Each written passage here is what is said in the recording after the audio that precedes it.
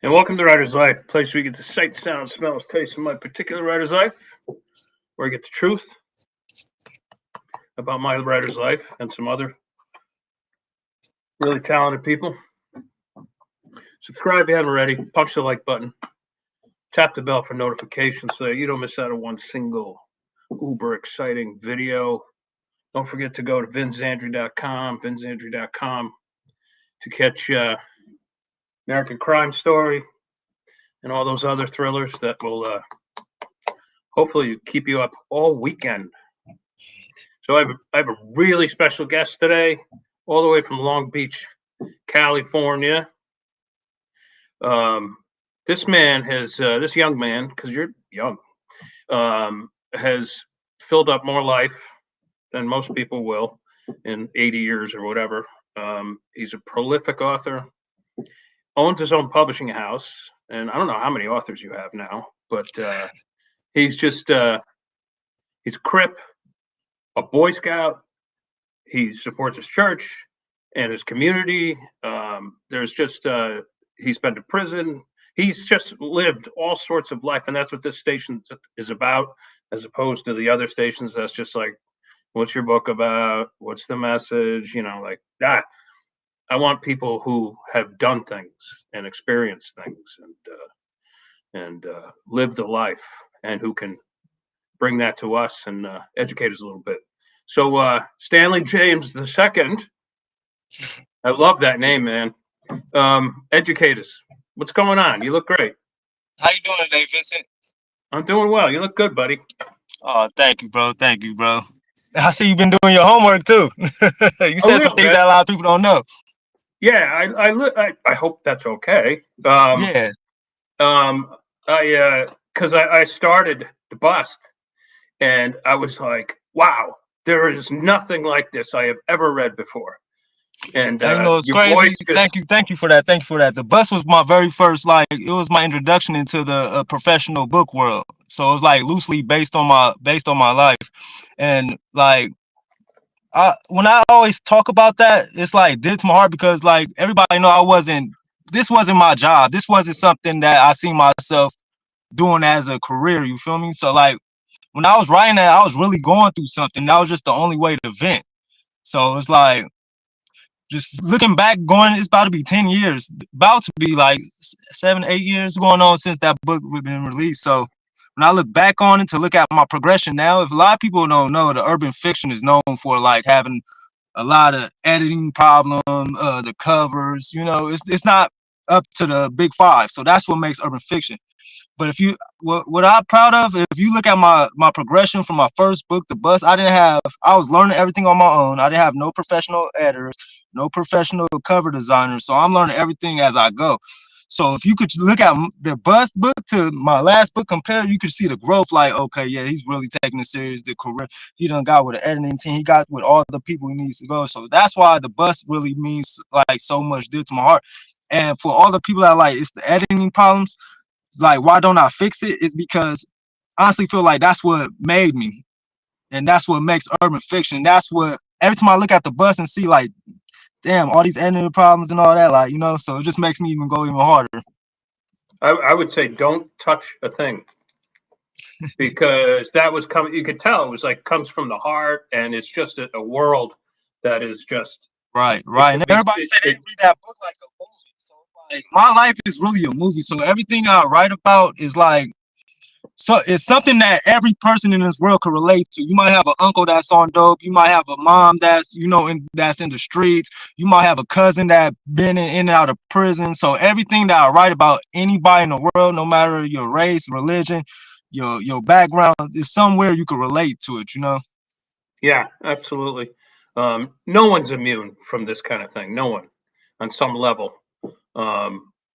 So tell me about your childhood. Tell me how you started all this. What led to you being like, you know what? I'm going to start writing all this stuff down, man. And I just want to interject this real quick. This is your show. If I don't want to talk over you. But for any of you writers out there, they're like, oh, gee, my Livono laptop isn't up to working today, or I just don't feel the muse. This man has written on paper bags, toilet paper, whatever it took. This guy. I was right. Yeah, he was right. I was writing when I was I was in the county jail and like doing my little time. We didn't have, well, I didn't have the luxury to have the full notepads.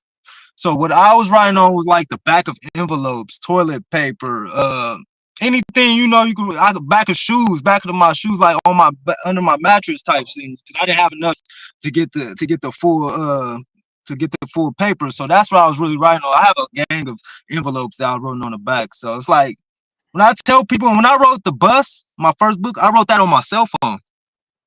I didn't even have a computer. Like I was still like, what best computer, what laptop to get to be an author. I was still learning all that. So when I wrote The Bus, when I was going through it, I actually wrote that on my phone. Fantastic. And you wrote that while you were in prison or not? The Bus? No, I was going like through street stuff. I was like on the run and all that. So I wrote that when I was like hiding out. Tell me about that. About what? Being on the run. I mean, I tell everybody it's just every day you don't know when's your last day. You feel me? So it's like being on the run is like you really running from yourself in the mind, if you get what I'm saying. Like waking up every day knowing that you have to have restricted movement, you know, you have to be restricted visibility if you really on the run. So it's like you really putting yourself in jail while you're not in jail yet. You could be, a car could pull up right next to you at any time and right. And then where I'm at, it's not the black and whites. You have regular people dressed as civilians as a cop. So it could be that, like for my case, it was the Amazon workers. It was the city workers that act like they come and put cones in the middle of the street, and those is really the police that was watching me. So it's like, you know, it's not necessarily when people from the streets, it's not necessarily like if you really in the streets, it's not necessarily the black and whites you're looking out for. It's the plain clothes people that look like they walking their dogs, you know, fixing the repainting the street numbers. Those be the police where I'm at. Fantastic. But that is scary, man. I mean, to have to live like that. You just how did you fight off the anxiety and the paranoia and all that stuff? Because I just started writing. I had to start. That's when I started writing that's when I started writing The Bus. Like it was a way to vent, and I didn't know how much time I was looking at, what charges I know I'm going up for something. You feel me? Like something's going to happen. So this might be the last time I ever even have contact with the world, my family, anybody. So I like, let me just put my life out till that point, because I don't know what's going to happen. You might see me in the next 40 years at that time. And at that time, I lost 3 best friends to a murder. So I was supposed to be like it was an investigation of 5 of us. So it was like, you know. So that's what it's time. I'm like, let me just document my whole life, because I don't know when the last time I'll ever see my moms, you know, my son. So that's how The Bus came about. And how long were you on the run for?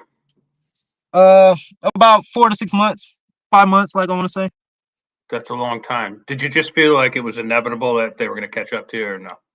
Oh yeah, it's always inevitable. It's just how much time, and try to gather as much money as you can before you get caught. You know you're gonna get caught. I'm not one of them delusional ones where it's like, let me just, no, I know I'm gonna get caught. It's just, let me do as much as I can before I get caught to help me, you know, for whatever situation I have to endure after. I went to Big Philly's mentions Les Egerton, crime author. He just passed away. I went to graduate school with him back in the mid-90s, and he had done a stint in Pendleton for armed robbery and stuff like this, and he explained almost this exact same thing. He said he didn't know who he could trust. He didn't, you know, after they were hitting everything. Right, and then in my situation, we had homies that was working with them too. So it's like you could be riding with them, going to the store, think you about to go get some bottles, and they set you up, and they have to, you know. So right.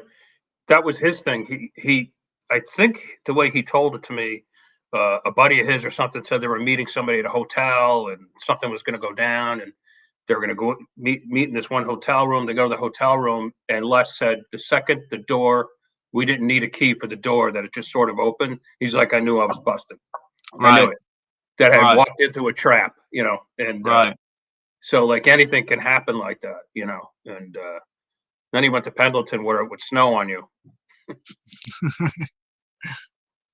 I remember him telling me. So how many books do you have under your belt now, buddy? Myself, I have 19 written books, but published I have 12. And then under the company, we have 14 books with other authors, myself and other authors. So you have about 14, 15 authors? Yeah. No, I have 7 authors right now. I have 3 I'm about to sign, I'm in communications with, but we have 7 authors right now. And my goal with like my publishing company is to at least to get 1 or 2 people from every state that come from the same struggle, you know, because I'm trying to set up like a international and a nationwide book tour, so I could pull up in every state and, you know, have 2 authors to represent their state and represent where they come from, and hopefully give other upcoming artists, I mean not artists, other upcoming authors a chance too, you know. So because you know the big fives is it's a very tight knit circle. It's hard, and they don't shun the light or give a voice for there's a lot of great talent in every ghetto, every neighborhood, you know. And it's but the big 5 is pretty much like who you know, what can you bring to the table, and you know how it is, bro. I certainly do, man. Been there, done that. They will bury you, right? And they will throw some money at you, and knowing that you're never going to earn out the advance. They just know it, right? But you become like a piece of their property. You become you become like a number. And then they be giving like wild book deals, like music deals, like with record deals. Like they will sign you for like 15 books for like 30 to 60 grand. When out of that 15 books, that's really like a couple of million. Right. And see, and the difference with my company is we don't own the rights. That all the authors still have 100% rights of everything of their creative work. Fantastic. So it's like we're just pretty much giving them a boost, you know. Right. Fantastic. Yeah, wow. That's you can't do a better deal than that, where the author retains the IP, because having been to the big 5 and also with Thomas and Mercer for 9 books and many different publishers, I'm basically doing what you're doing now, except I'm just publishing myself. But I'm all about the IP and keeping the IP. And I think one of my heroes is Prince. Another one is McCartney, because all these guys learned early on that, like, wait a minute, we're just getting ripped off. You know, like you need to retain your intellectual property. Right. And I'm the type because I learned like this independency. Like I learned from a very young age. Like I still have the first $100 bill I got. So like my pops was always an independent like businessman. He was the first black man to own a gas station in Canada. He had multiple strip clubs and multiple clubs out here in LA, bars and everything. So and he owns his own mobile diesel business. So that's how I learned like early on as a kid to be independent, always put my own money up, you know, and try to give back and help other people like he did. So that's how I always came up. And then also my big brother, he Big Face, he owns a very popular, like the very most popular record company out here in North Long Beach, Quad Squad. It was pretty much like the Wu-Tang of Long Beach, if you know what I'm saying. So like that's where I grew up, watching him go on tours, taking artists like unknown artists, making them household names. So it always been in my family. You guys are born entrepreneurs. I mean, your pops could have said like, well, here's, you know, you don't have to worry about it. I'll pay for this or I'll pay for that. I'll do this. It sounds like he raised you right. Right. Like a lot of times instead of going to school, he took me to his bars, his clubs, and have me sitting down at the end drinking soda, like helping wiping tables, and I'm just physically learning like how he like runs, like, you know, how he's paying everybody, how he's taking care of like the little miscellaneous, you know, so how you go to the bank, how you write checks. So I was a very kid, like, what was that, the Bronx Tale? I want to say when a kid was learning with Robert De Niro. So that's how I had like double lives, you know. So fantastic. So you had a real education, because most people, you know, you could graduate school and have absolutely no idea how to handle finances whatsoever. Right. That was me. I was I was and remain the Michael Spinks of the literary world. You know, comes in, more of it goes out. You know, because I had no discipline, right?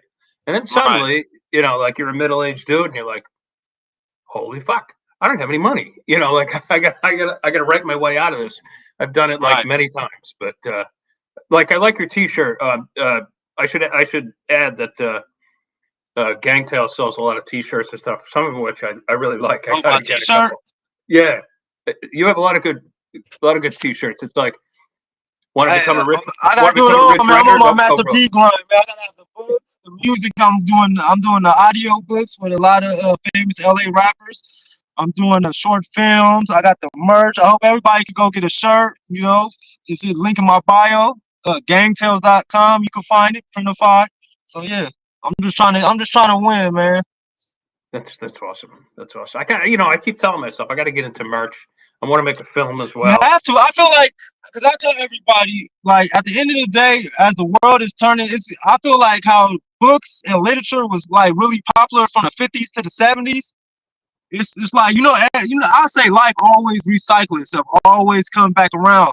So sure. I honestly feel like from the last 7 years, books is starting to be the most biggest entertainment in America, in the world. I want to say, like, urban authors, sci-fi authors, romance authors are starting to turn into the new rappers, the new singers, the new rock stars. Like, so yeah. I always felt like whenever, like, dang, you don't got no shirts to go with your books, you don't got no bookmarks, you don't got no.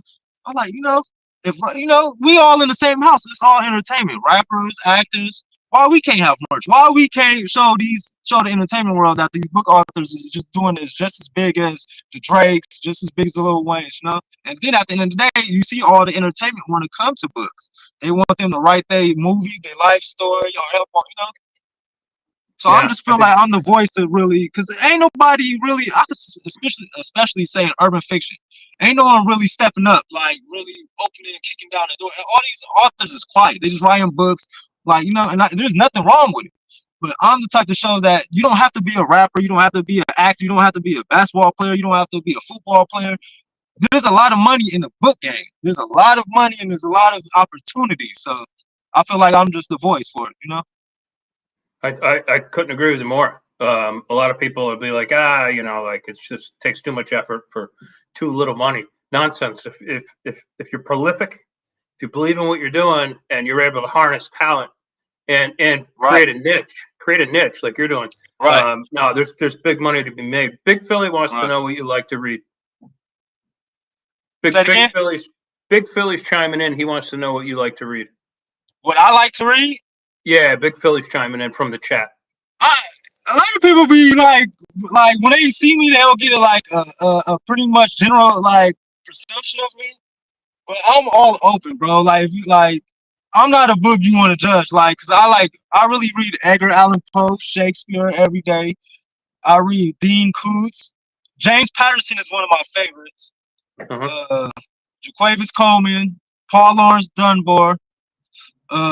It's a lot, man. I read everything I can get my hands on, for real. Yeah, you have an eclectic palette, no doubt about it. A lot of people don't know when I write my books, I listen to classical music. Like, I don't know, classical music get me in the zone. Like, I'll put all my chains on and make me some tea, and then turn on classical music. Like I don't know, classical music can just have me in another, I hear you. I do this. I almost do the same thing because I listen to Rafe Vaughan Williams for some reason, and it just puts me in a different zone. It puts me, I mean, when I'm jogging and lifting weights, I listen to like 80s punk rock, right? Because that fits the bill there. But when I'm, writing, I'll often listen to classical music, and like that very dramatic, very lush stuff.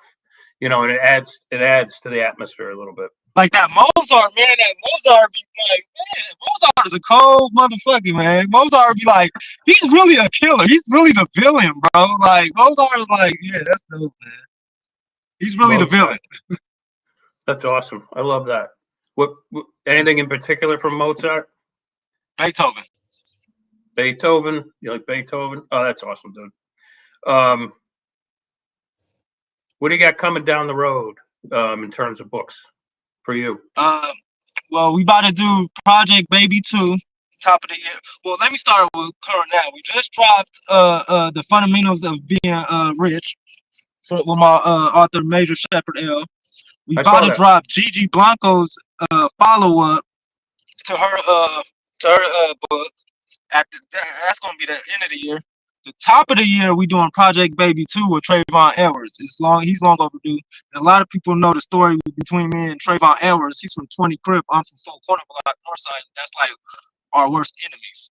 So we made history combining, like, you know, putting our differences aside and showing the kids in our communities that two grown men that been through the same struggle, been through the same everything, but just living in two different sides of the city, you know, come together and make money and do something righteous, you know. So we're gonna drop his Project Baby 2, and then Edward Reyes is gonna drop his next poetry collection, and then I'm gonna drop my next series of Escobar's Revenge. So I got a lot lined up. You got a lot coming on. Can you talk a little bit about the Crips or no? Yeah. Because I know there are some rules that certain things you can discuss, certain things you can't. But I'd like to hear a little bit about that if you could. You know, is that something once you're a Crip, you're always a Crip, or? Say it again. I was just saying, in terms of Crips, I would imagine that once you're a Crip, you're always a Crip, right? For me, yes. I can only speak for myself. I don't like to speak for the general. I just speak for myself. Right. I'm always gonna be a Crip, and there's a difference where, like, when I said, when I wrote the bus, that's when I got to deal with all them problems. That's when I decided, bro, like, I'm gonna turn over a new leaf. I can't be a gangbanger no more. I'm always gonna be a gang member. I'm always gonna be where I'm from. Even if I'm 50 years old, there's gonna be a young op that will still look at me just because I live over here. So it's like I'm always gonna represent and acknowledge where I'm from. But being a gang banger, no, that's when I dropped my first book. That's when I turned loose. No criminal activity for now. Like, everything's legitimate. So right. I will always be a Crip. Right. But I'm not a gang banger. I'm a gang member. No, sure. There's a big difference. I understand it. You got your blue bandana. And the reason why I say I can never, even if I wanted to, even if I like ever just have an empathy and say, like, oh, I want to drop my flag and denounce Crip, I can't. No. Even if I said it to the world, I still can't, because I did so much in the streets where it doesn't matter if I'm 50 years old, 60 years old. If a person from the other side, you know, like, you know, they don't, like, you know, so when people say they drop flag, I just feel like, you know, they just going through something personal in their life. But if you was really in the streets, you could never drop your flag, because your ops, your enemies, that don't matter to them. Right. No, I understand that. And at the same time, you used to be a Boy Scout. Is that true? True. I was a Boy Scout.